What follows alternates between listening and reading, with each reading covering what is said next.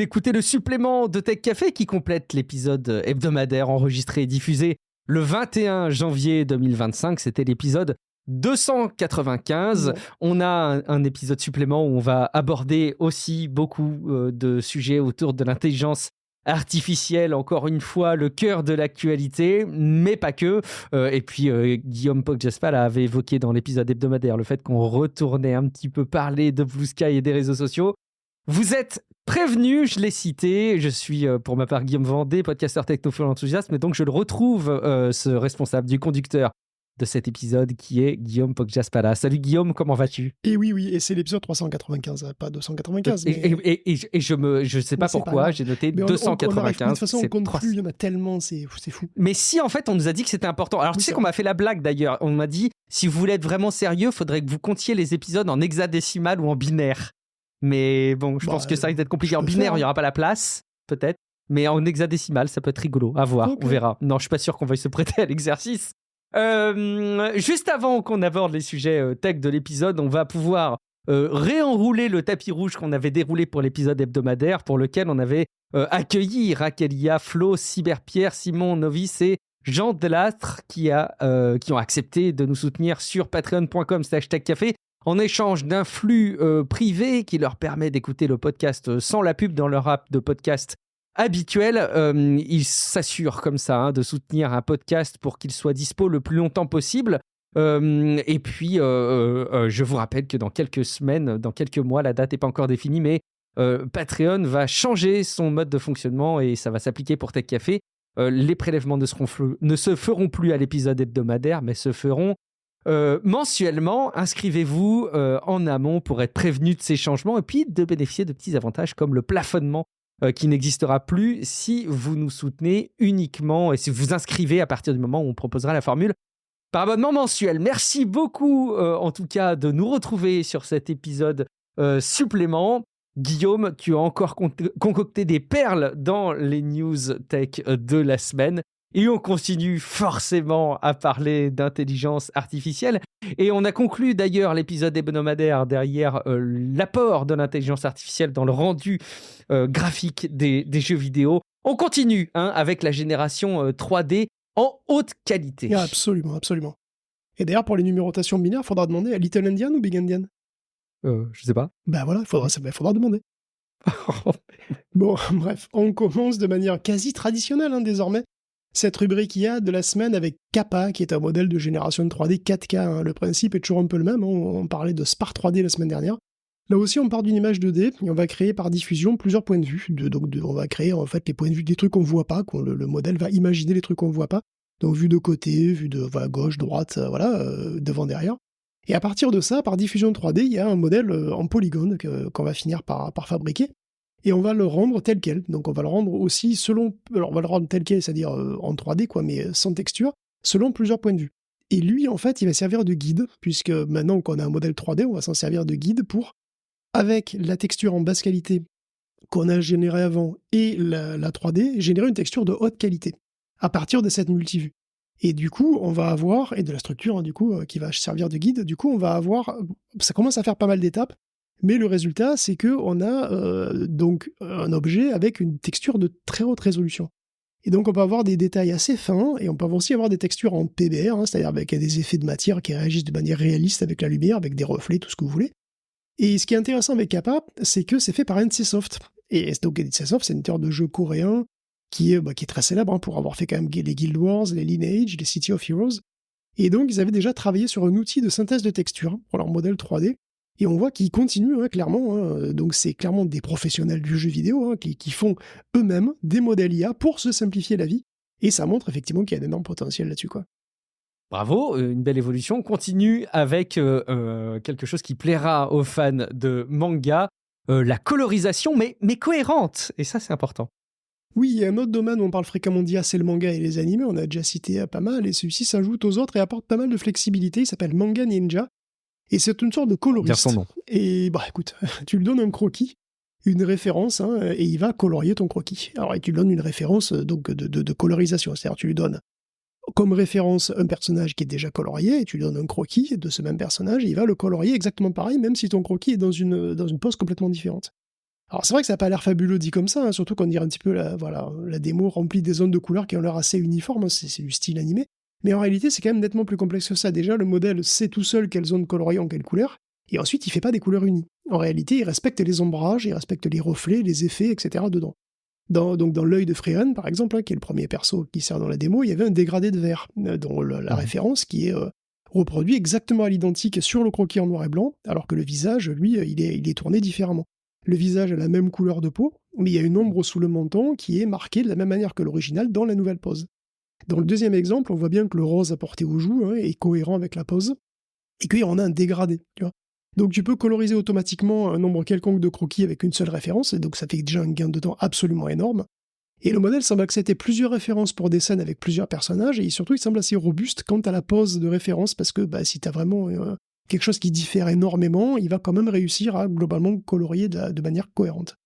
Et ce qui est encore mieux, c'est que c'est contrôlable de manière interactive. C'est-à-dire que tu peux indiquer une zone de la référence pour voir quelle couleur tu veux, et puis après une zone du croquis, puis il va colorer cette zone. Et là encore, c'est pas juste une fonction de paint, hein, c'est pas juste, voilà, il fait du noir, quoi. Non, s'il y a des cheveux, il va mettre le noir des cheveux, puis aussi les reflets, les effets de matière sont reproduits automatiquement. Ça permet de transférer des styles, des couleurs aussi sur des persos différents, bien tout simplement. Donc c'est un outil qui semble assez puissant, assez flexible, qui pourrait économiser un temps fou pour l'animation de manière assez évidente.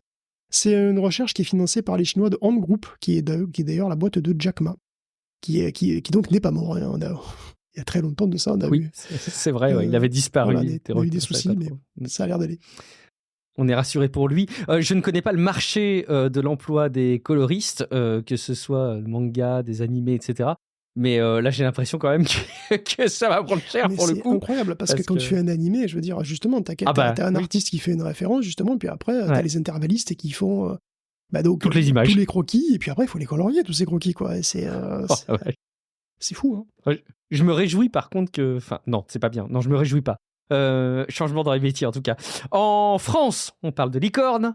Et est-ce qu'en Chine, on parle d'un autre animal, Guillaume ? Oui, on en parlait un petit peu, on a évoqué DeepSeek, dont on parle beaucoup effectivement ces derniers temps. C'est toi qui avais évoqué DeepSeek. Effectivement, la Chine est clairement pas loin des États-Unis quand on parle d'IA. Alors évidemment, il y a les Tencent, les Alibaba ou les ByteDance qui sont lancés dedans, mais il y a aussi une myriade de startups, dont certaines sont déjà des licornes, comme nous on dit probablement encore, même si je sais pas, je n'entends plus trop ce mot-là. En particulier, il y en a 6 qu'on appelle les 6 petits tigres, dont certains sont connus ici aussi. Hein. Et alors, je vais vous les citer, parce que j'ai décidé, voilà, donc je vais vous citer les 6. C'est noble. On commence par Zifu AI, qui est responsable des modèles GLM et Coq Vidéo. Donc, les Coq Vidéo, d'ailleurs, que j'ai mentionné, ce qui étaient des générateurs vidéo open source impressionnants en leur temps. On a aussi Minimax, connu pour Hailuo AI, qui est donc un autre générateur vidéo qui est assez connu en ce moment même, qui a lancé un LLM open source de grande envergure il y a très peu de temps, qui est très gros déjà d'une part, mais qui surtout a une énorme fenêtre de contexte qui peut aller jusqu'à 4 millions de mots, ce qui est assez unique. Ensuite, on a Baichuan, qui a lancé 2 modèles de langage du même nom, ça s'appelle Baichuan 3 et 4, je crois, un truc comme ça. Il y a Moonshot, qui a produit les KimiChat, pas très connu chez nous, mais que la boîte pèse quand même 3 milliards de dollars, c'est une des plus grosses en réalité. Après, il y a StepFun, qui a lancé un mélange d'experts à 1000 milliards de paramètres et qui a produit pas moins de 11 modèles ces derniers mois. Et puis, il y a Zero AI, qui a produit les modèles Yi, probablement les meilleurs en leur temps aussi en open source. Ça fait longtemps qu'ils n'ont pas fait d'open source, il me semble. Mais ils ont toujours donc des modèles en API, qui sont les Yi Flash ou Yi Mini et Yi Large, qui ont des résultats assez étonnants, puisqu'ils font ça avec une fraction de la puissance utilisée par les Américains. Et c'est vrai que les Chinois ne font pas que reproduire ce que font juste OpenAI ou Meta, quoi. Ils innovent aussi. Hein. Il y a une des boîtes qui est donc les plus en vue, qui s'appelle DeepSeek, et qui a sorti dernièrement un modèle qui réfléchit, qui est en concurrent direct avec O1, qui s'appelle d'ailleurs R1. Et ils ont aussi d'ailleurs, il n'y a pas longtemps, sorti des modèles distillés de leurs gros modèles, dont des modèles Llama et Qwen. Donc en fait, ils ont modifié d'autres modèles pour qu'ils puissent réfléchir mieux. Bon.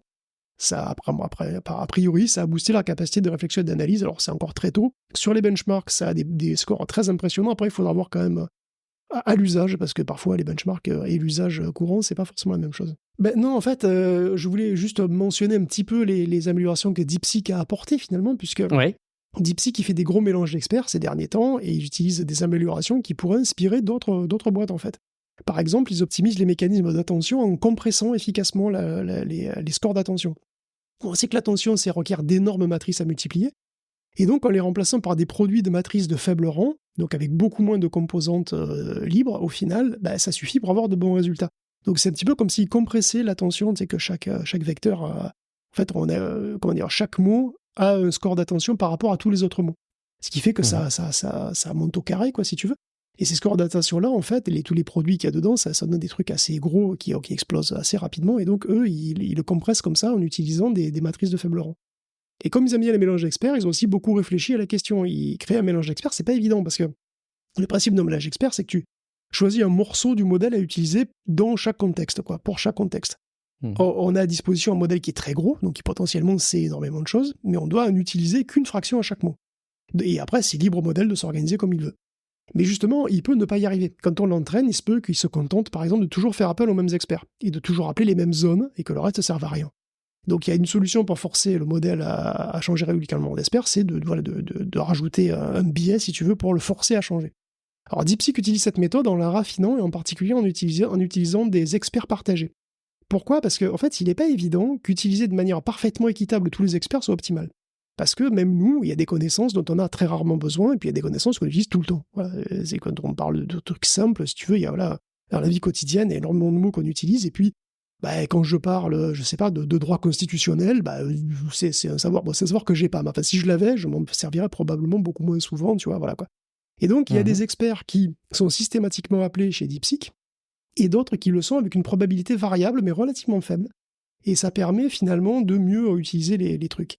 Et puis en plus, DeepSeek V3, alors c'est pas DeepSeek R1 pour le coup, c'est DeepSeek V3, mais bon, c'est un modèle de DeepSeek, il a une capacité de prédire 2 tokens dans le futur, et au lieu d'un seul, et ça ouvre encore d'autres perspectives.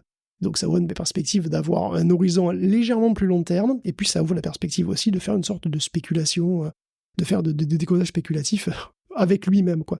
Donc il y aurait des vraies avancées qui se font quand même de ce côté-là, donc il y a une bataille acharnée qui est en train de se livrer, et puis bon, les Chinois finalement, comme ils ont moins de moyens, parce que ils n'ont pas les toutes dernières puces et tout ça, ça les oblige aussi à être un peu peut-être aussi assez créatifs, quoi.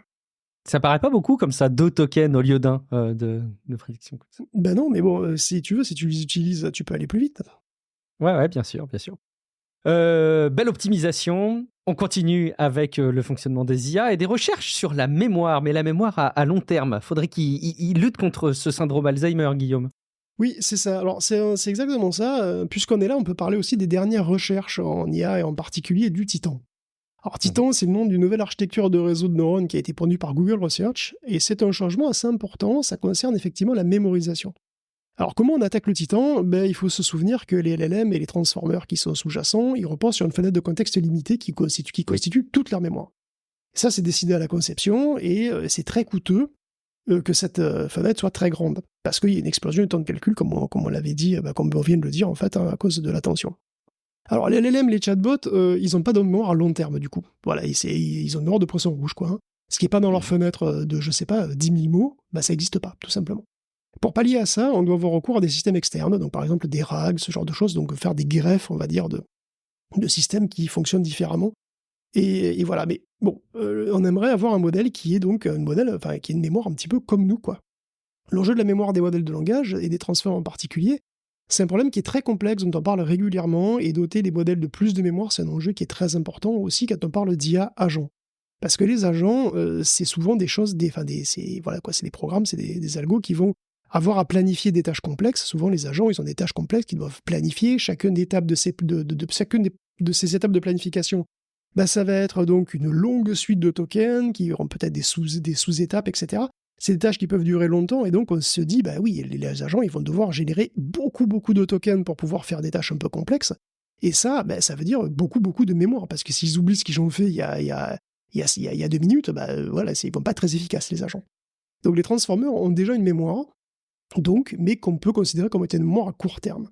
Dans leur poids, ils ont aussi une mémoire figée, qui contient les faits qu'ils ont appris pendant leur entraînement, mais bon, voilà, on peut pas les toucher, on peut pas les modifier. Et donc l'enjeu, c'est de rajouter une mémoire qui est entre les deux. C'est une mémoire à long terme, mais pas figée.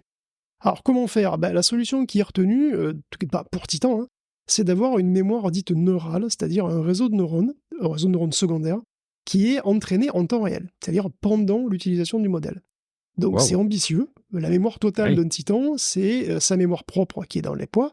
C'est une fenêtre limitée qui constitue sa mémoire à court terme, et qui est implémentée comme dans un transformer standard, il n'y a rien de spécial. Et puis il y a une ligne supplémentaire de mémoire, qui est un autre réseau de neurones, avec ses propres poids, qui sont modifiés au fur et à mesure que tu parles au chatbot, en direct. Ce réseau va devoir compresser en ayant codé les informations sur la conversation passée. Dans le cas d'un chatbot, il va recevoir donc la conversation passée. Et le faire évidemment de manière efficace. Il doit pouvoir être possible de réinjecter ces informations si elles sont nécessaires. Donc il faut stocker les trucs, puis il faut aussi aller rechercher les données si c'est nécessaire. Principe d'une mémoire. Exactement. Alors si ça vous rappelle quelque chose, c'est que finalement c'est un peu la même idée que dans une bonne vieille cellule LSTM, c'est-à-dire qu'il y a un état interne avec des portes qui laissent entrer ou pas des informations qui sont, disons, plus ou moins importantes pour le contexte, et puis après, l'état de cette mémoire contribue au résultat final. Techniquement, l'approche va être par contre totalement différente, parce que là, le but c'est d'entraîner un sous-réseau en live sur la discussion, et donc il faut trouver un objectif pour entraîner ce réseau, un critère pour se rappeler des trucs, ou justement pour laisser courir, quoi. Alors vu que l'espace est limité, faut être sélectif, c'est hyper important. Et le mécanisme qui est choisi, il est finalement très intuitif, puisque c'est la surprise. Alors c'est logique, si une information n'est pas surprenante, qu'elle est prévisible, on n'a pas vraiment besoin de s'en souvenir. À l'inverse, un truc imprévisible, il est souvent marquant, et même pour nous, c'est des trucs dont on va avoir tendance à se rappeler. Les chercheurs mettent donc au point un moyen de mesurer la surprise dans les entrées du modèle. Alors c'est la surprise du LLM, face à ce qui rentre, en gros, la surprise du modèle de langage lui-même. Cette surprise donc est modulée, elle est forte au début, puis après elle se calme, elle se réduit petit à petit, donc la surprise récente, pour pas trop saturer le truc, si tu veux, la surprise récente, au début il est très surpris, puis après un petit peu moins. Et ça, c'est un objectif d'optimisation. C'est une fonction dont on peut servir comme objectif pour un réseau de neurones. Alors c'est un réseau qui va être relativement simple et petit par rapport au modèle de langage et qui va moduler tous ces points en temps réel. Donc c'est-à-dire qu'il doit être pas trop gros, donc il est beaucoup plus petit que le modèle de langage, et puis après c'est à toi de voir la puissance que tu as, quoi. Au fur et à mesure qu'on discute, et si on prend toujours cet exemple de chatbot, les poids vont être ajustés en permanence. Ça va ajouter du calcul à la phase d'inférence, ça c'est sûr, mais l'idée c'est que ça peut se compenser pas mal finalement, parce qu'on parle de long contexte. Aujourd'hui, si on veut un chatbot avec une mémoire de 1 million de mots, ça coûte énormément de mémoire et de calcul. Si on remplace ça par un modèle qui n'a que 10 000 mots, de mémoire à court terme, et qu'on doit entraîner un petit réseau pour une mémoire à long terme à chaque passe, finalement, c'est pas clair qu'on y perde, parce que de toute façon, 1 million de mots, c'est déjà énormément de calcul. Et on pourrait gagner même presque, c'est presque certain que quand on augmente encore le nombre de mots qu'on veut, on peut gagner beaucoup, parce que si tu veux plus de 2 millions de mots, en réalité, ça représente une somme. Au-delà d'un certain seuil, on est forcément gagnant. On est en tout cas, on est forcément gagnant dans le sens où on a un réseau de neurones dont on définit la taille, et donc une mémoire dont la taille est fixe et prévisible, tu vois, et qui explose pas avec le nombre de mots en fait. Donc ça c'est vraiment intéressant. Alors il y a plusieurs manières concrètement d'implémenter un tel système. Le papier en contient trois variantes selon qu'on traite la mémoire à long terme. Donc cette mémoire neurale comme un contexte que l'on rajoute après le traitement de la mémoire à court terme par l'attention, ou bien qu'on l'insère avant le mécanisme d'attention, qui se focalisera donc sur les deux, ou bien qu'elle intervienne avant et après. Bon, ok. Dans tous les cas, tout ça se passe dans la tête du modèle, dans l'espace vectoriel interne du modèle. Donc avec des vecteurs dans cet espace mental un petit peu du LLM, et donc pas avec des mots. Donc on n'est déjà plus dans les mots, on est déjà plus dans la représentation des trucs. On a les mots du prompt qui sont donc convertis en vecteurs sur une ligne, et puis sur une deuxième ligne, on a le réseau de mémoire neurale qui prend ce vecteur, qui donc se modifie tout seul lui-même pour mémoriser le contenu qu'il trouve intéressant, s'il le trouve intéressant, et qui produit une contribution qui sera rajoutée avant ou après. Bon, comment on choisit quoi. Et donc après, on a évidemment le mécanisme d'attention standard, etc. Et le prompt étant, quant à lui, saucissonné souvent si vous voulez un très gros prompt, en fait, vous avez votre mémoire à court terme, soit c'est une fenêtre glissante, la mémoire à court terme, soit c'est des saucissons, c'est des tranches, et vous passez d'une tranche à l'autre. Ça, c'est les choix de design, si vous voulez, qui sont pour l'instant encore ouverts, quoi. Alors, tout ça, c'est super, mais est-ce que ça marche ? Donc, chez Google, ils ont essayé des variantes assez petites pour l'instant. Donc, ils ont fait des LLM qui ont jusqu'à 760 millions de paramètres, donc c'est très, très, très loin des monstres actuels. À ces tailles, on va dire que les diverses tailles de titans se révèlent compétitives face aux Transformers. Donc voilà, les titans face aux Transformers, pour l'instant, c'est à peu près les titans qui gagnent. Mais ça dépend un petit peu quand même, parce que en fait, déjà, il n'y a pas que les Transformers qu'il faut tester, puisqu'il y a aussi d'autres architectures hybrides comme les Mamba, dont on avait parlé aussi, qui tentent aussi de résoudre le problème de la mémoire défaillante des Transformers. Donc les Titans, finalement, ne font qu'une bouchée des Transformers sur de longs contextes, et ils sont globalement meilleurs à peu près partout. Alors on insiste, les Titans n'ont pas d'intérêt sur des contextes relativement courts. Si c'est pour gérer des LLM avec quelques milliers de mots de mémoire, on s'en fout complètement d'avoir des Titans, ça sert strictement à rien. Par contre, si vous comptez avoir une mémoire très longue, il se pourrait bien qu'on tienne une évolution des Transformers qui soit assez intéressante. Donc voilà. Le prochain film, c'est Titans vs Transformers. Et c'est les Titans qui gagnent. Après King Kong contre Godzilla, Titans contre Transformers. Très bien. Et merci de nous donner la fin du film, du coup. On avance sur la recherche derrière le Gros King. Bon, c'est ce moment de bascule où en gros l'IA a suffisamment mémorisé pour être en mesure d'appliquer des raisonnements. Je me trompe pas, Guillaume? Ouais, c'est ça. On a parlé du phénomène du Gros King dans les réseaux de neurones et qu'on peut résumer assez simplement par, des fois, il faut expliquer vraiment très très très longtemps des trucs à un réseau pour qu'il arrive à le comprendre vite. Plus techniquement, un réseau, dans certaines conditions, il peut avoir des performances parfaites sur son ensemble d'entraînement, sur les exemples qu'on lui montre, quoi, et qu'il a vus pendant l'entraînement, et en même temps, il peut être très très nul sur des exemples qu'il a jamais vus. Alors on dit qu'il overfit, c'est-à-dire qu'il mémorise grosso modo les exemples du dataset, mais qu'il comprend pas en vrai comment ça marche. Et quand on lui montre des trucs nouveaux, il n'arrive pas à généraliser. Mais il arrive que certains réseaux qui overfit à mort pendant des milliers et des milliers d'itérations finissent par capter le truc soudainement. En quelques dizaines de coups, tout à coup. ça y est, il passe de quasi zéro, et après ils ont presque tout bon. Alors quel est ce mystère? Pourquoi il faut tellement de temps pour qu'ils captent le truc? En fait, il se pourrait que ce soit tout simplement des erreurs de calcul. Des problèmes de stabilité numérique, des problèmes de précision, ou de perte de précision plus précisément. En gros, c'est juste une accumulation d'erreurs de calcul, quoi. D'ailleurs, le Gros King n'arrive pas tout le temps. Souvent, le réseau reste nul, mais parfois, quand on régularise les calculs, quand on fait attention à certains trucs, on arrive à le faire groquer. Et partant de là, les deux chercheurs de l'Imperial College de Londres ont pris un petit réseau, puis ils ont tenté de lui apprendre un truc un peu compliqué, un peu tarabiscoté, une opération arithmétique qui a aucun intérêt, mais qui est un peu tarabiscotée, qui n'est pas évidente à comprendre, on va dire, pour un réseau de neurones. On sait que c'est possible de l'apprendre, mais que c'est dur quand même.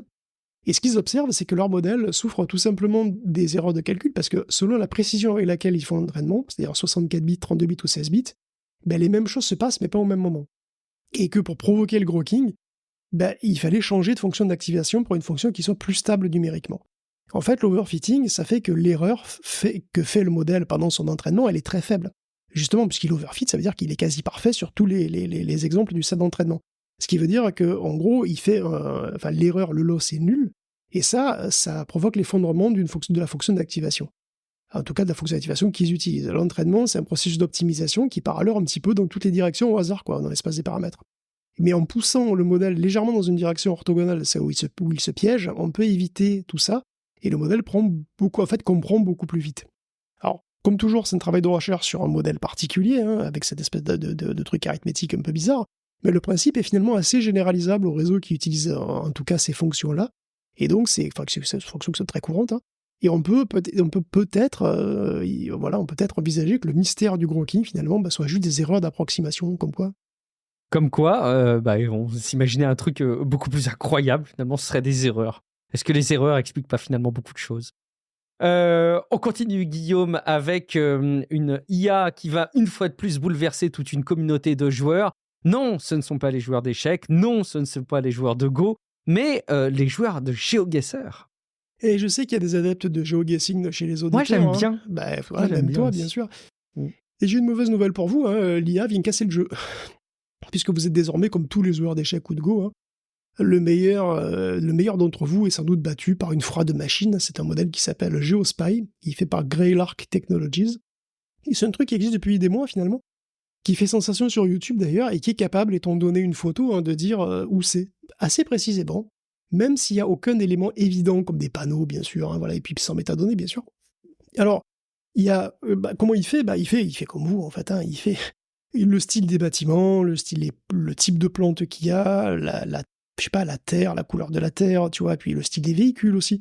Et puis les lieux connus identifiables, bien sûr, en arrière-plan, si tu vois des trucs...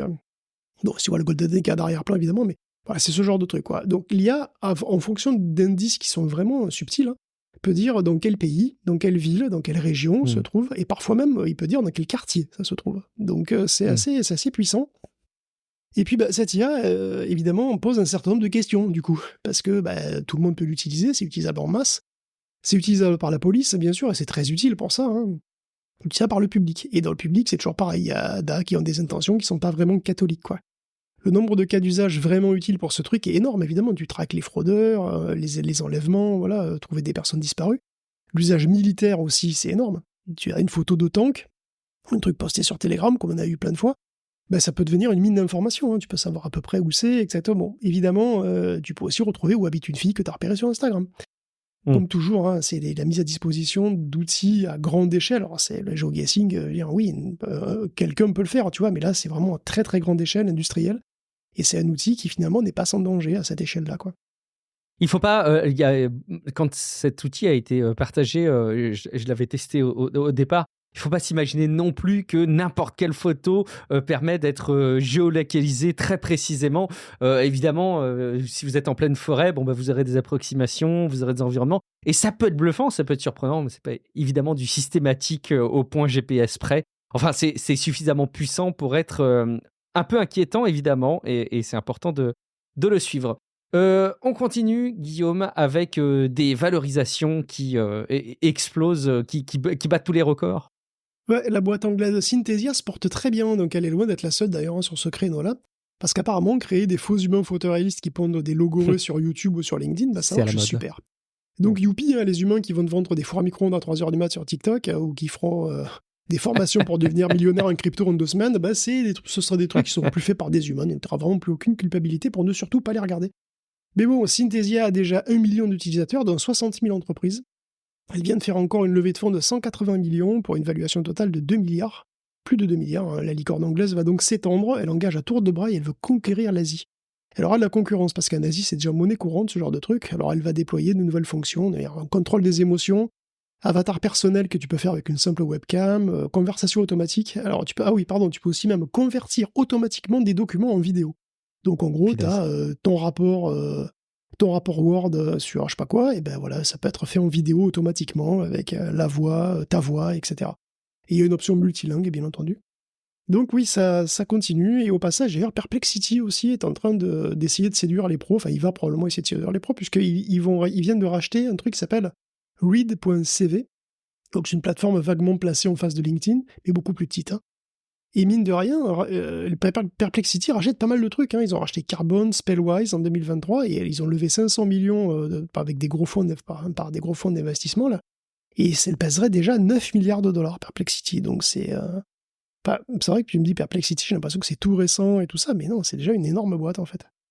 Impressionnant. J'aime bien Perplexity. J'ai plein de recherches pour lesquelles je trouve que les usages sont hyper intéressants. On continue avec les intelligences artificielles à Singapour qui jouent le rôle, pour le coup, de remplacer des vrais supports humains, hein. Heureusement qu'ils sont là, a priori, j'ai l'impression. Ouais, les vieux, c'est chiant, hein. Bah oui, il faut voir la vérité en face, écoute. Regarde-moi déjà, je le vois bien. Voilà, regarde-moi déjà, moi. Je lance ma console, il y a une mise à jour de 50 gigas, bah tu m'entendrais pas râler en disant gna gna gna, sur Mega Drive, au moins il n'y avait pas de mise à jour, gna gna gna. Bon. T'imagines en 40 ans ce que ça va donner, ça? C'est tellement authentique, en plus. Oui. Alors qu'un jeune, il dit quoi, lui? Un jeune, il dit 50 gigas. Bah c'est super, c'était 60 gigas la dernière fois. Après, il passe une heure sur TikTok, il lui paraît 5 minutes, et puis c'est fini, voilà, il n'y a pas de problème. Non, les vieux, normalement, c'est chiant. il a une console qui s'allume toute seule pour faire les mises à jour avant qu'il ait besoin de jouer, voyons. Oui, oui, mais moi je l'éteins, voilà. J'économise l'électricité, j'éteins tout. C'est tout. Ouais, Ben ok. oui. Mais non, puis voilà, les vieux c'est chiant, mais heureusement aujourd'hui il y a les IA. Voilà, des robots même conçus pour les supporter, pour aller à leur rythme, voilà. Tu verras moi, quand à 84 ans, je persisterai à jouer à Witcher 4 comme au bon vieux temps, à 2 à l'heure. En éteignant ta console. Et que j'éteins ma console et que je la rallume à 60 gigas et que je râle pendant 2 heures. Non, mais si. Tu vois. Et à Singapour, ils sont toujours en avance, hein, et donc ils ont déjà des trucs comme ça, ils ont déjà des IA qui sont dans des EHPAD, hein, plus ou moins, pour superviser l'aérobic des papis et les bingos des mamies. Et puis ça manque pas les papis et les mamies, puisqu'il y a un quart des Singapouriens de 2030, de plus de 65 ans, qui aura besoin d'aide. Donc un quart des plus de 65 ans qui aura besoin d'aide.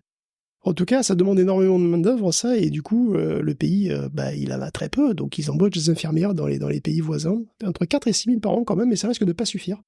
Alors, ils font des expérimentations avec l'IA. Alors, ils ont lancé un fonds IA de plus de 700 millions, je crois, pour essayer de faire diverses expérimentations de services publics, enfin, en tout cas, des collaborations, tout ça, pour mettre de l'IA un petit peu partout. Et donc, il y a des IA avec des robots simples qui font des activités pour seniors. Il y en a une qui s'appelle Dexy, qui est humanoïde, qui supervise des exercices physiques du matin. Alors, c'est ironique parce qu'elle est en chaise roulante quand même, mais bon. Mais bon, elle lève les bras, elle fait des mouvements de bras, tout ça, puis bon, elle fait aussi des parties de bingo et de karaoké, et c'est un chatbot, donc tu peux effectivement discuter avec, quoi. Et il y a aussi des statistiques qui sont assez flippantes dans l'article de Rest of World, puisqu'il marque qu'un senior sur 10 serait atteint d'une forme de démence, ce qui est déjà pas mal. Je sais honnêtement pas si c'est pareil ici, je ne sais pas du tout, mais ils disent surtout que d'ici 2030, donc genre demain, ce nombre pourrait être multiplié par 5. Donc le nombre total de seniors pourrait aussi augmenter, mais pas tant que ça, en 5 ans. Donc ça veut dire quoi ? Ça veut dire qu'un senior sur 2 sera maboule d'ici 5 ans à Singapour, c'est bizarre. Ouais. Enfin, c'est fou. Mais en tous les cas, voilà, du coup, on parle pas mal aussi de détecteurs de formes précoces de dépression et de démence, rien qu'avec la voix. On avait parlé de ça pour Alzheimer dans le quotidien, pas dans le quotidien, dans l'hebdomadaire. L'hebdomadaire. Le quotidien, difficile. Mais à Singapour, il y a une boîte qui s'appelle Soundkeepers, qui se focalise sur la dépression. Il y a 13% des seniors singapouriens qui seraient concernés. Et d'ailleurs, il y a des startups un peu partout, aux États-Unis, en Chine et au Canada, qui se lancent sur le sujet aussi. Alors, l'IA et les robots et le grand âge, c'est un sujet délicat, et on se souvient des petites peluches ou des petits robots rigolos qui tiennent compagnie, tout ça. D'un côté, les pensionnaires n'ont pas l'air mécontents de Dixie, et puis, c'est mieux que rien. Mais d'un autre, on remplace quand même une connexion humaine potentielle par un simulacre, quoi. Est-ce que ça fait une différence ? Certains pensionnaires témoignent que non, finalement, écoute, c'est très bien, elle est cool, Dixie. Je pense que ça fait une différence quand il n'y a personne, quoi. Oui, de toute façon, ça fait une vraie différence. C'est ça. Mais bon, évidemment, c'est quand même un peu inquiétant, quoi. Alors évidemment, c'est des questions qui reviennent sur la solitude et les chatbots au sens large, qu'on aborde assez souvent. C'est des questions qu'on est obligé de relayer à chaque fois et qu'on n'a pas envie de se poser, pour lesquelles il n'y a jamais de réponse, mais pour lesquelles on continue à se poser la question parce que c'est ce qui nous amène l'innovation de la tech, et c'est bien compréhensible. On continue avec la recherche dans le domaine de l'intelligence artificielle. On avait parlé dans l'épisode hebdomadaire du calcul de protéines de côté OpenAI avec une start-up. Là, en l'occurrence, il s'agit d'autres protéines, mais pas pour augmenter la longévité, comme c'était le cas dans l'épisode hebdomadaire, mais pour survivre, tout simplement, quand on est mordu par un sale serpent venimeux. C'est le but. Et il y a David Baker et son équipe. Alors, David Baker, celui qui a reçu le prix Nobel l'an dernier pour AlphaFold, qui vient de montrer une application concrète donc, de ce genre d'outils, d'AlphaFold, et en particulier d'un truc qui s'appelle RF Diffusion. RF Diffusion, c'est un petit peu un Stable Diffusion, mais pour des protéines. Donc, ça génère des protéines.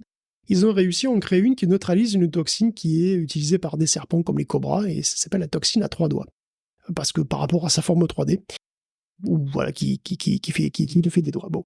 Ils ont même réutilisé RF Diffusion pour suggérer des variantes d'une première version de protéine qu'ils avaient déjà générée, qui s'adapte le mieux possible donc à ces 3 doigts, qui est donc 15% plus efficace, et ils l'ont synthétisé, et puis ça marche. Voilà, elle a sauvé des souris d'une mort atroce, cette molécule. Alors vous allez me dire que c'est super, on peut enfin aller emmerder des cobras dans la pampa tranquille, plus peur de rien. Non, pas si vite. Les cobras et les serpents super dangereux en général, ils utilisent non seulement plusieurs variantes de cette toxine, mais surtout ils utilisent plusieurs toxines. Donc dans un super cocktail de la mort, littéralement. Néanmoins, c'est une belle démonstration que les nouveaux outils IA pour la biologie ont un énorme potentiel, surtout qu'ils vont se généraliser et qui vont bien entendu s'améliorer. Et là, je me dois de m'excuser par avance pour la blague présente dans le conducteur qui trahit mon ignorance crasse du monde vivant, puisque, comme en général, quand on utilise les outils de deep learning, on s'en sert souvent en langage Python, j'ai cru malin de titrer que Python avait battu des Pythons. Ce qui est stupide, parce que dans le contexte de la news, parce que les Pythons sont pas venimeux. Ils tuent leurs victimes en les étouffant. Ah, voilà. Merde. Je n'avais pas vu. J'étais pas suffisamment expert en serpent pour connaître ça. Je m'excuse auprès des naturalistes et des Pythons qui nous écoutent. Désolé. Comment ça s'appelle, un expert des serpents ? Je ne sais pas. J'irai regarder. Un ophiologue, comme ça, non ? Comment tu dis ? Un ophiologue ou je sais pas. Oh, bah alors là, je te laisse la possibilité de remporter ce point de question pour un champion, Guillaume. C'est pas moi qui prétendrai à te battre là-dessus. Je te laisse la main. On continue et on termine cette rubrique IA avec une Jeanne Calment de l'interaction humaine, Guillaume, qui est ressuscité un vieux chatbot. C'est une news qui circule un peu partout, qui est la résurrection d'Elisa, le premier chatbot conçu dans les années 60 par Joseph Weizenbaum. On avait longuement parlé déjà d'Elisa et de la réaction de stupéfaction qu'elle avait suscitée chez son propre créateur, d'ailleurs, parce que malgré sa grande simplicité, elle captivait des gens pendant des heures. Et le fait que Elisa, principalement, renvoie des questions, simplement, et noie les poissons, plus ou moins, ça marchait quand même, et puis ça faisait une séance de psychanalyse à pas cher, finalement. Mais Elisa, vous pouvez déjà depuis longtemps l'essayer, même en ligne, vous demandez à Google, et c'est très simple. En fait, Elisa a été programmée dans un langage originellement qui est complètement tombé dans l'oubli, qui s'appelle le MadSlip. Et ça n'a rien à voir avec un slip qui a perdu la raison, je vous laisse imaginer ce que ça pourrait donner. MadSlip, ça veut dire Michigan Algorithm Decoder Symmetric List Processor. et personne ne sait plus coder 11 trucs, mais le code source d'Elisa a très vite été traduit en Lisp, qui est un langage qui marche encore largement aujourd'hui, et donc Elisa a été traduite à partir de ça en plein d'autres trucs, et donc elle se porte très bien, hein, merci pour elle. Mais c'est Elisa en slip qui a été porté disparu. Or, en 2021, on a retrouvé le slip en question sous des tonnes de vieux papiers poussiéreux à l'odeur douteuse. Et dans l'homme 2, le code source original d'Elisa était là. Voilà, Elisa était là, toute nue, ou presque. Mais c'était pas fini, parce qu'il fallait encore remettre tout ça en marche. Donc créer un émulateur et nettoyer le vieux slip, et le refaire tourner, refaire tourner le tout sur une machine moderne. Et puis, c'est chose faite. Et donc, l'arrière-arrière-grand-mère de ChatGPT est donc à nouveau disponible. Donc, il n'y a plus qu'à les faire discuter tous les deux, ça va être émouvant, ça. Oh, je suis tout ému. Rien que pour toi en cadeau, je t'ai mis dans le conducteur une image générée à l'arrache d'un slip qui a perdu la raison. Ça me fait en fait beaucoup rire. On change de rubrique, Guillaume, et on enchaîne avec un changement de société propulsé par les robots, par probablement l'intelligence artificielle, l'intelligence avant tout, et notamment l'optimisation des process. Le Doge est tout proche de Donald Trump aux États-Unis, mais il change un petit peu de mission. Et oui, ça y est, Trump est dans la place, et ça commence déjà à partir en couille grave. Bon là, pour l'OMS, les accords de Paris, pour les émeutiers. On va pas revenir là-dessus, l'après généraliste s'en charge très très bien. Mais du coup, on a aussi les nouvelles du Doge, qui a un peu changé, et qui devient une sorte de bureau de la tech du gouvernement. Donc le Doge était assez mal parti, puisque d'ailleurs Vivek Ramaswamy s'était désisté, et le projet de département avait déjà 3 procès au fion, pour non-transparence et d'autres petits détails, le jour où Trump est arrivé au pouvoir. Alors de fait, le Doge avait un statut assez flou et une mission finalement très vague, qui semblait surtout avoir une fonction de communication, on va dire. Là, la nouvelle administration semble donner un poil plus de détails quand même, puisque le Doge va faire partie du US Digital Service, donc le USDS, et sa mission serait d'améliorer le service public par la technologie. Et sa première mission serait de moderniser les logiciels et les infrastructures réseau dans tous les départements du gouvernement. Alors on ne sait pas encore vraiment si l'USDS est du coup destiné à devenir le Doge ou si le Doge serait une partie de l'USDS. Enfin bref, disons que désormais le Doge a une mission un peu mieux définie, quoi, et puis d'ailleurs moins complètement déconnante que de virer le maximum de gens le plus vite possible. Une mission qui est très focalisée tech, du coup, sauf sur certains points qui restent encore un peu vagues, comme la création d'une team Doge dans chaque département. Chaque département d'État devrait avoir une team Doge qui devrait faire avancer justement les décisions du Doge, sera là pour faire appliquer les décisions du Doge. Bon, il pourrait y avoir énormément de boulot, alors moi j'y suis pas, mais il n'est pas déraisonnable de penser que l'équipement IT au sens large des services gouvernementaux américains soit pas toujours hyper ultra moderne. On s'imagine quoi, qu'il y ait des systèmes, des vieux logiciels dont on a du mal à migrer, quoi. Donc après, moderniser ça, pourquoi pas finalement, Après, par qui, comment, je sais pas. D'ailleurs, il y aura qui dans le Doge, du coup, c'est pas clair. Est-ce qu'il y aura vraiment toujours des milliardaires patrons de boîtes tech ? Parce que là, pour le coup, on imagine d'énormes problèmes de conflit d'intérêts. Bon, donc ce soit encore un critère, j'ai l'impression. Mais bon, voilà, donc c'est devenu une sorte de département de tech, le Doge, c'est étonnant. Ouais, peut-être ça clarifie quand même le sujet qui semblait peut-être prendre trop de place. Je suis pas certain qu'ils prennent beaucoup moins de place à l'avenir avec cette orientation-là. Je sais pas combien de temps ça va se durer cette histoire. Je suis pas sûr que ça dure durant toute la présidence Trump. On enchaîne avec, tu nous l'avais promis, Guillaume, un petit mot sur Blue Sky. Et oui, Blue Sky, c'est Instagramise. Il va avoir déjà sa propre application de partage photo, d'une part. Elle s'appelait Flash. C'est le développeur de Skits, qui est un client Blue Sky, qui va lancer une app qui fait penser à l'Instagram d'origine un petit peu, mais qui fonctionne sur le protocole AT, le protocole de Blue Sky. Flash et lui seront interopérables, les posts sur Flash seront consultables sur Blue Sky, les commentaires aussi faits sur Blue Sky seront visibles sur Flash, et les messages directs Blue Sky fonctionneront aussi, donc on a vraiment un bon niveau d'interopérabilité, quoi, que permet l'AT protocole. Alors Blue Sky a déjà plus de 27 millions d'utilisateurs, il est probable que ça monte d'ailleurs encore un peu, je veux dire, puisque voilà, en même temps que la qualité des réseaux de méta baisse, probablement le nombre d'utilisateurs Blue Sky va augmenter, tant mieux. Mais du coup, il commence à avoir les mêmes soucis que les autres. Parce que quand tu passes sous les radars, t'es tranquille, mais quand tu commences à être suffisamment populaire, tu es ciblé par les mêmes personnes qui cherchent à être vues et qui iront là où sont les gens. Et c'est le cas des Russes aussi. Un collectif qui s'appelle Antibot for Navalny a repéré une campagne d'influence sur Blue Sky. Le but est toujours le même, donner une image favorable de la Russie et atroce de l'Ukraine et de l'Occident, mais ce qui est intéressant, c'est que les Russes s'adaptent à leur public. Et donc, qui est sur Blue Sky ? Une bonne partie des tranches de X ou d'Instagram, en particulier de X. Et donc, qui sont les premiers partis de X ? Les plus diplômés. Les scientifiques, les étudiants, les journalistes, bref, des gens qui font confiance aux experts et qui veulent apprendre des trucs. Résultat, on se retrouve avec des deepfakes de professeurs d'université. Par exemple, on a une 50aine de posts qui peuvent paraître assez bénins a priori, mais qui sont en fait faux, et où on a un professeur d'université d'Aix-Marseille qui peut être vu en vidéo critiquer l'organisation des Jeux Olympiques. Et ce professeur existe, c'est bien sa tête, mais il a jamais dit ça. Et ça, c'est une vraie nouveauté. C'est une vraie nouveauté, parce qu'il n'y avait jamais eu de deepfake de prof de fac, je veux dire, c'est un truc nouveau. Et ça montre une très grande flexibilité, même très inquiétante aussi, des agences de propagande. Et une véritable intelligence aussi de ces agences. Le public de ce réseau en particulier fait plus confiance aux scientifiques, donc on va faire des deepfakes de profs plutôt que de célébrités ou juste engager des influenceurs. Donc il faut être conscient de tout ça. Blue Sky n'est plus d'un bleu immaculé, c'est et même une vidéo de prof d'université à Marseille, c'est un truc quand même beau, qui apparaît assez niche, ça peut être manipulé, et donc ça c'est quand même vraiment à méditer, je pense. Intéressant à garder à l'esprit, effectivement, et à méditer. Ça marche. On continue avec toujours plus de robots. J'ai l'impression qu'on est loin, on est très très loin d'avoir fini les news à ce sujet. Dans les semaines, les mois à venir, on va en faire des relais de robotique, Guillaume.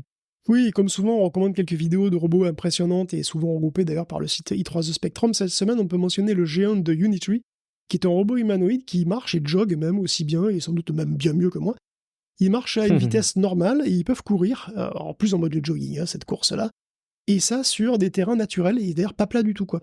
Donc ils peuvent le faire évidemment sur des terrains plats normaux, ils peuvent aussi d'ailleurs monter des escaliers, mais ils peuvent aussi marcher sur des grosses pierres, les grosses pierres d'une voie ferrée, apparemment ça les emmerde pas. Ils peuvent monter une côte ou juste descendre une pente, vraiment. Ils peuvent même marcher sur un flanc de colline, tu sais, avec les pieds comme ça décalés, et ça passe, quoi. Les jambes, les pieds, tout s'adapte parfaitement, ils courent sans problème, ça fait aucune différence.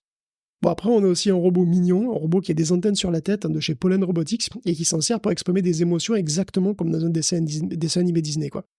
Et c'est vraiment de ça qu'il s'inspire d'ailleurs, parce que les vrais insectes qui ont des vraies antennes, ils n'ont pas les antennes qui tombent qui frétillent quand ils sont contents ou déçus, quoi, tu vois, c'est bon. Mais ça marche vraiment très bien, on comprend immédiatement la joie, la perplexité, la déception sur le robot, c'est très marrant. C'est pas une grosse surprise, mais on anthropomorphisme super facilement aussi. Excuse-moi. Oui. Je lançais la vidéo en parallèle et il y avait le son qui revenait. Excuse-moi. Je croyais que t'avais ta boîte à meux. Non. Ça aurait pu, mais non. C'est la boîte à robots plutôt. Et donc on anthropomorphise énormément les robots. Et il y a un robot qui le démontre très facilement, c'est Mimus, qui est présenté au Musée des Sciences Copernic de Varsovie. Et en vrai, c'est juste un robot, c'est un bras robot comme un robot industriel, quoi. C'est un bras robot blanc qui est piloté d'ailleurs par un simple laptop avec une 4090 dedans. Et tout ce qu'il fait, c'est s'orienter pour regarder les gens à travers la vitrine de son enclos. Alors, il a une petite caméra au bout du bras, et donc il bouge comme une sorte de gros animal placide qui observerait les visiteurs comme ça, un début de zoo de robot, quoi. Et il fait rien d'intéressant, mais il faut voir la réaction des gamins. Ils se posent pas de questions, ils foncent dessus, ils font des grimaces, ils font coucou. Pareil qu'avec un gros animal, en fait. Et d'ailleurs, un enfant est tellement stupide. C'est une conclusion possible. Je ne sais pas. Je ne vais pas me prononcer là-dessus. Mais bon, c'est vraiment ça, quoi. D'ailleurs, le robot se comporte lui-même comme un gros animal. C'est-à-dire qu'il bouge lentement, il les regarde, et probablement il regrette sa jeunesse dans la nature sauvage de l'usine Peugeot. Ah oui. Bon, en tout cas, voilà. Il y a une autre expérience intéressante qui intègre l'audition chez les robots comme information positionnelle. Donc le robot peut se tourner vers toi, mais à l'oreille, en sachant où tu es à l'oreille. Mais bon, le plus réconfortant peut-être, c'est la vidéo du Cibathlon. Le Cibathlon se passe à l'ETH depuis plusieurs années, l'ETH à Zurich. Et c'est une compétition amicale, de personnes handicapées qui ont des prothèses technologiques qui se challengent sur des tâches délicates pour eux, quoi. Alors, il y a plusieurs disciplines. Il y a la prothèse de bras, pour lesquelles il y a des épreuves de manipulation d'objets petits et délicats. Il y en a d'autres, les exosquelettes avec des épreuves de mobilité diverses. Il y a des prothèses de jambes avec des parcours assez difficiles où il faut rien faire tomber, tout ça. Il y a des courses de fauteuils plus ou moins sophistiquées, et puis il y a même des interfaces neurales. Pour ça, par exemple, c'est une course sur ordinateur où tu as une voiture guidée par la pensée, donc on a aussi l'assistance à la vision, avec un parcours difficile pour les aveugles, etc. Donc c'est un moyen de tester, de mesurer l'efficacité de diverses technologies d'assistance, donc c'est des technologies de pointe en général, c'est souvent des recherches même, souvent c'est pas des trucs publics, quoi. Et donc ça a démarré en 2013 à l'ETH, et l'édition 2024, c'est la dernière qui se fera dans cette institution-là. Mais le Cibathlon continuera en Asie en 2028. Alors, de toute façon, c'était pas tous les ans, c'était plutôt, disons, tous les 4 ans. Et c'est vrai que c'est une bonne manière de voir les progrès dans ce domaine-là, quoi, dans le domaine de l'assistance. Je relançais la page i3The Spectrum, comme tu l'as entendu pendant que tu parlais de tous ces robots. Et ce qui était rigolo, c'est que je voulais relancer la vidéo. Mais tu sais, directement dans la page. Et alors, habituellement, je consulte ces contenus-là plutôt sur iPad. Là, j'étais sur mon ordi pendant qu'on enregistrait. et j'ai la fenêtre, tu sais, l'emplacement de la vidéo YouTube qui me dit connectez-vous pour confirmer que vous n'êtes pas un robot. Tu sais, c'est l'avertissement habituel, donc je trouvais ça assez cocasse. On parle un petit peu des batteries pour faire fonctionner tous ces appareils, Guillaume, et il faut qu'on parle encore un petit peu des composants qui permettent de les constituer.